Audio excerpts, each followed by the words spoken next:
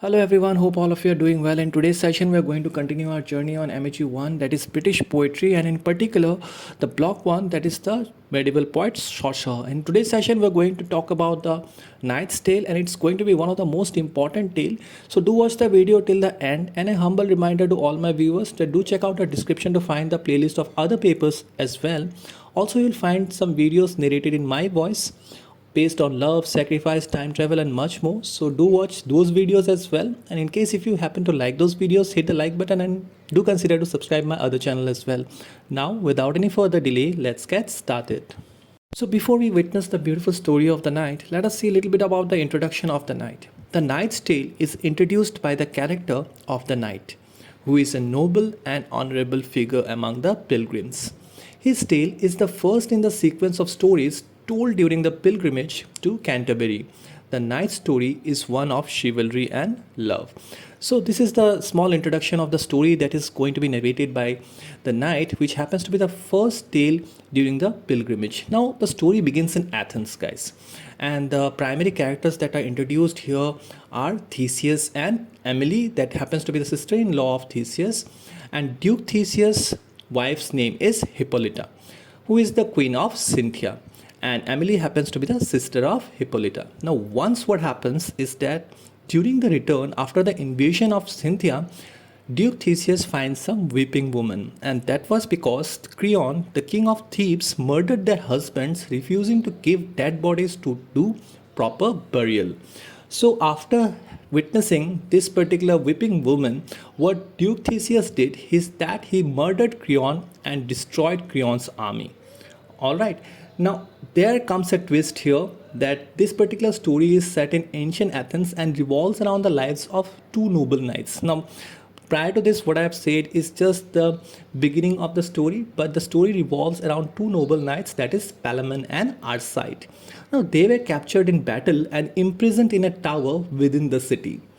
Alright, so this is how the introduction of the two important knights, you have to remember the names of course, that is Palamon and Arcite, were introduced. Now what happens is that the place where they were imprisoned, that they were like kept in a tower, the tower particularly had a window from which they could see beautiful Emily, the sister-in-law of Duke Theseus, who rules over the Athens. Now what happens after that is the major plot of this particular story. Both Palamon and Arcite fall in love with Emily when they see her in the garden. Their love for her leads to inner conflict and jealousy, as they are prisoners and unable to pursue her openly. Now, eventually, what happens is that Arcite was released by a mutual friend's request, but on one condition, that Arcite will never return to Athens. Now, what happens is that both the cousin thinks the other one is lucky. Obviously, because Palamon thinks that Arcite is lucky because he was released and now he will be able to pursue Emily in a free manner. On the other hand, Arcite thinks Palamon is lucky because he is still in the tower and he could watch Emily every day in the garden.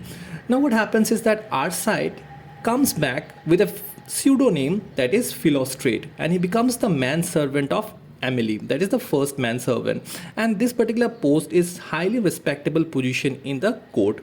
On the other hand, Palamon escapes from the prison and decides to fight a duel.